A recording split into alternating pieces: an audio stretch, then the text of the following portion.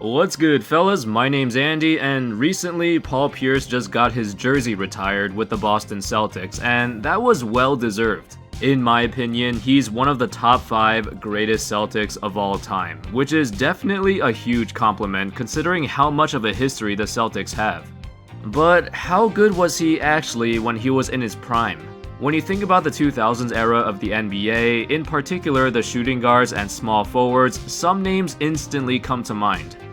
Kobe, Iverson, Carter, McGrady, and I guess in terms of legacy and popularity, Pierce was certainly not on the same level as those 4.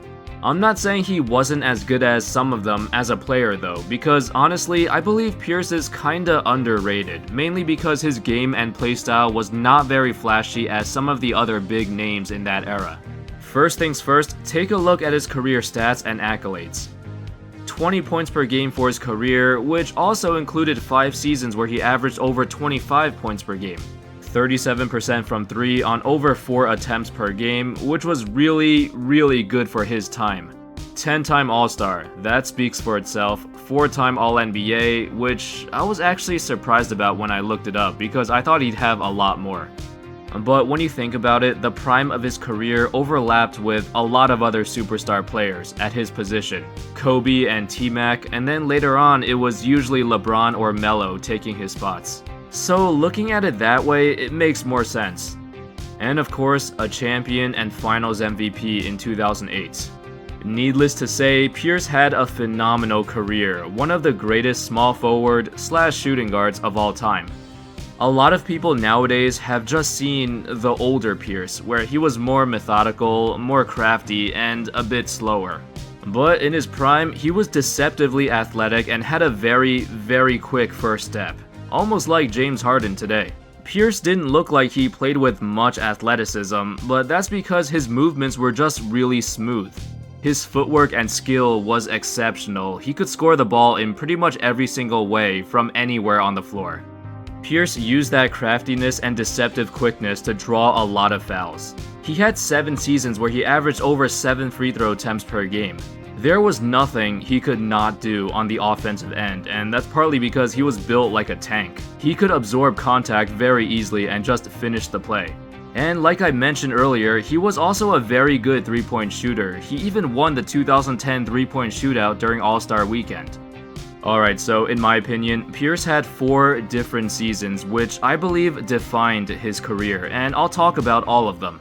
The first was the 2001 to 2002 season, his first ever playoff appearance. Him and Antoine Walker led the team to a 49-33 record, a record that the Celtics would not surpass until 6 seasons later.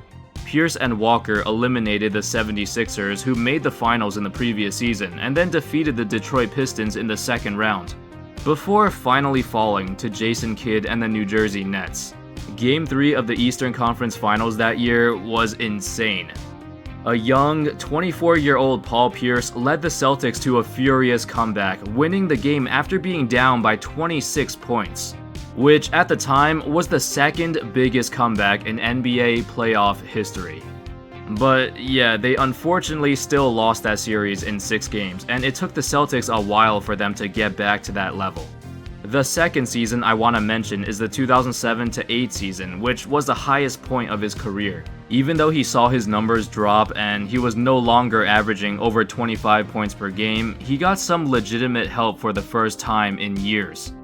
With KG and Allen at his side, the Celtics managed to win 66 games in the regular season, and also had the number 1 ranked defense in the entire league. The playoffs were a bit rough. Their first 2 series went to 7 games, and it wasn't until they reached the Eastern Conference Finals where they finally won their first road game. Regardless, they pulled it together quite nicely and eventually beat the Lakers in the finals. Pierce averaged 22 points and 6 assists in the finals, hit some big shots, and claimed his finals MVP. This 2008 Celtics season was one of the biggest turnarounds in history, so it was a historic moment, capturing that 17th championship. The 4th season I want to briefly talk about is the 2015 season, when Pierce was with the Washington Wizards. He was a role player at this point, but he was still as clutch as ever. In the playoffs, he hit a ton of big shots to close out games, which also included a game winner against the Hawks in the second round. But in Game 6, Pierce's last game-tying shot of the playoffs was waved off because he did not get it off in time. But what this season showed everyone is that even though Pierce was older and no longer a star, he still had it. In my opinion, this playoff run with the Wizards cemented him as one of the greatest clutch players of his generation. And those were, what I believe, his 4 most memorable seasons. But of course, like with all players, Pierce had his weaknesses as well. Early in his career, his defense was very suspect. There were times where he never gave a lot of effort on that end of the floor, and part of the reason was because he had to carry such a huge offensive load. That's evident as well if you look at his career accomplishments. He's never made a single all-defensive first team or second team. And while his defense did get a lot better later in his career, his reputation was hard to shake off and he did not get the respect that he deserved on that end of the floor later on. Besides his mediocre defense in his early days, he didn't have many other weaknesses in his game. Well, sometimes he'd also settle for too many jumpers and have a lot of inconsistent shooting nights too, but overall that happens to everyone. For the most part, he was still a very consistent scorer, partly because he was so good at drawing fouls. So if his jumpers were not falling, he could rely on his craftiness to get to the line and still put up some points. Now, scoring-wise, he wasn't as good as his counterparts, and later on when LeBron, Melo, and D. Wade came into the league, Pierce was a tier below them in terms of scoring as well. But he did have a better three-point shot. Overall, I think he deserves more credit for his longevity too.